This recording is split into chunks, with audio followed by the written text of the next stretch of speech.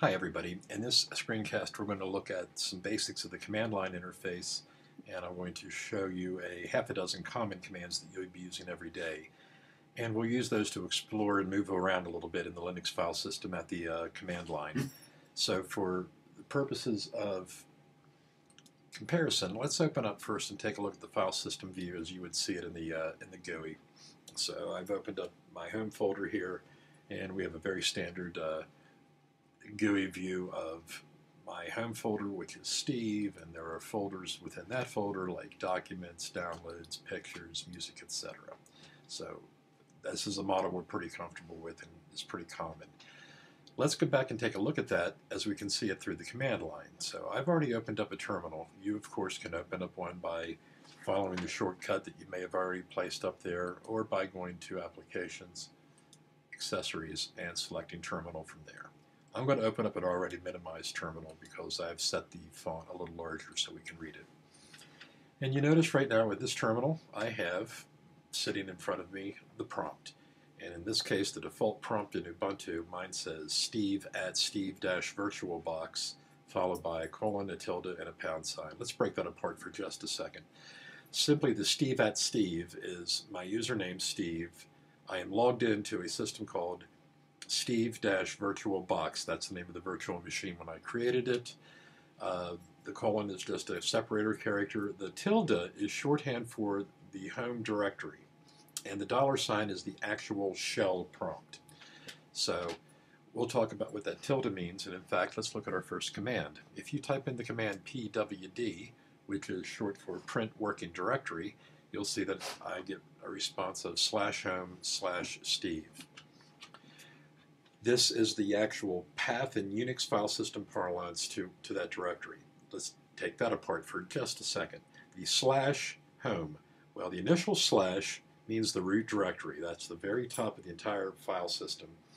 And Linux, like Windows or Mac OS or anything else that you've dealt with, we have a notion of a top of the file system hierarchy, and that's what the initial slash means.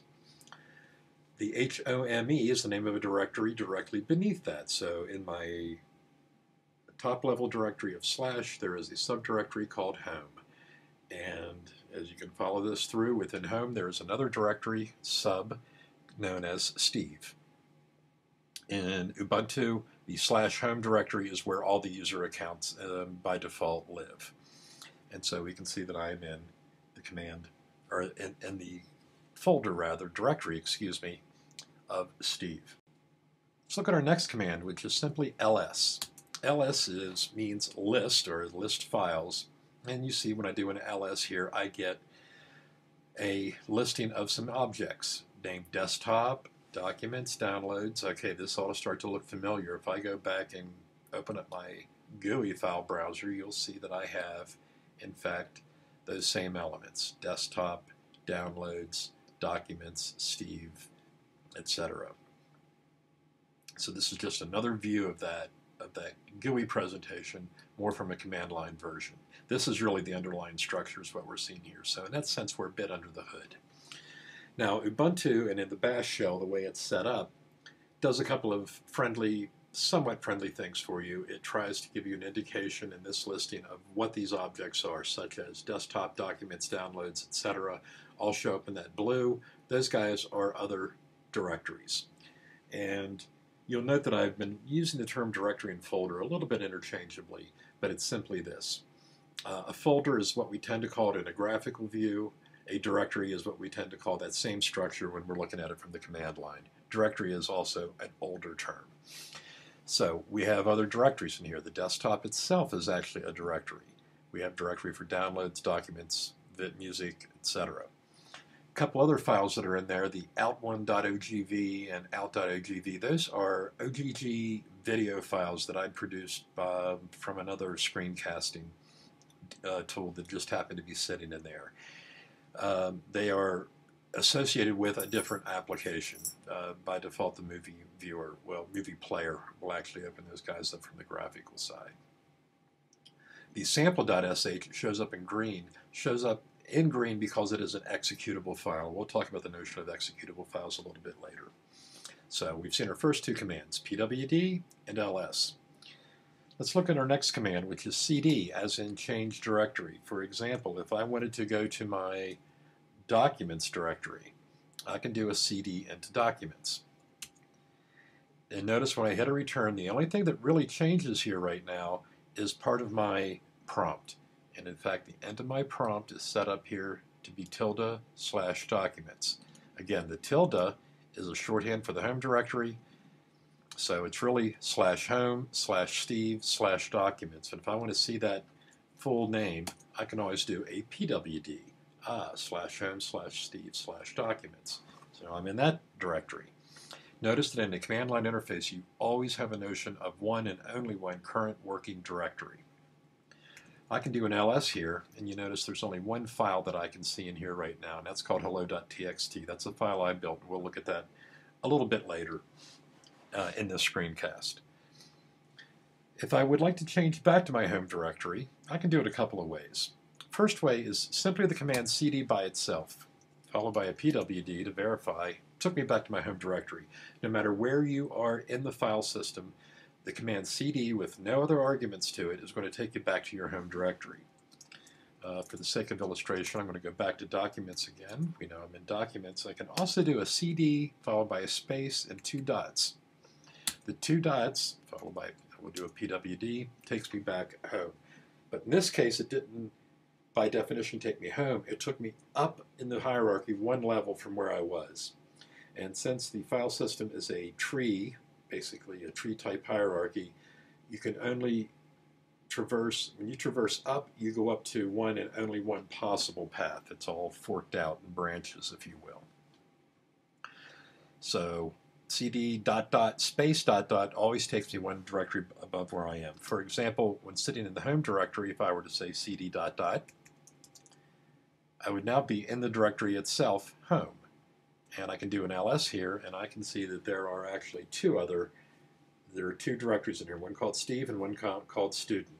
I can infer from this, by the way, that student is now another account on this machine, and it's one that I created a little earlier in that other video screencast on managing user accounts. But let's, for now, go back to home. Always verify my directory with a pwd, or I can look at the prompt. And we're going to go back into, now we're not going to go back into documents, we're going to stay here. I'm in home. I'm going to show you some options that are on other commands, and we're going to talk in chapter 6, I believe, in the textbook, 6 or 7, about documentation extensively. But a lot of commands have potential options. And the normal way to express an option is to type in the command name followed by a space, and then the minus sign. The minus sign is just a flag that says to the command, hey, I'm going to throw you some options. So in this case, one of the options is a -L, as in give me a long listing.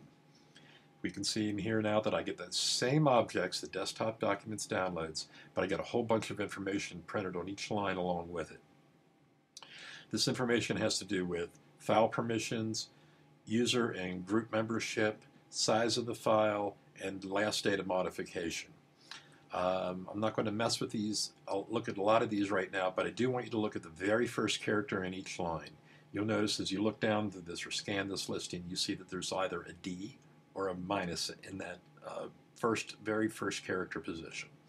Well, if a D is there, that's the ls minus L's way of telling you that that object is a directory. So the desktop, downloads, documents, music, pictures, public, templates, videos are all directories. These other files like examples.desktop, out1.ogv, etc., sample.sh, there is not a D there, there's a minus there that says there is no directory flag, meaning this is a plain, ordinary file system file. That's a pretty important distinction. So we'll be using that a lot. Okay, let's navigate down into the documents directory for just a second. And we'll do an ls here. And we'll see there's a file called hello.txt. In fact, if I do an ls -L on that, I can see that there are read and write permissions for me. It's Steve. You see the 70. That's the size of this file in bytes. This is a plain text file. I can display it. I can display it a bunch of ways, but the easiest way to display a short text file at the command line is to use the command cat, which is really short for catenate, which is a pretty old term for basically glomming something out to the output. In this case, if I do a cat of hello.txt, you notice I get a couple of lines here. This is the contents of this file. I could have looked at this from the GUI side as well by opening up the editor like gedit and open that file. But I'm just showing you right here for right now that this is a way to take a quick look at this file. And this just does nothing more than spit out the contents of that file to the terminal and then bring me back to the prompt. All right, thanks for listening to this. I hope this has been a little bit of help of getting you started, and I'll be looking forward to doing a lot more. Thanks.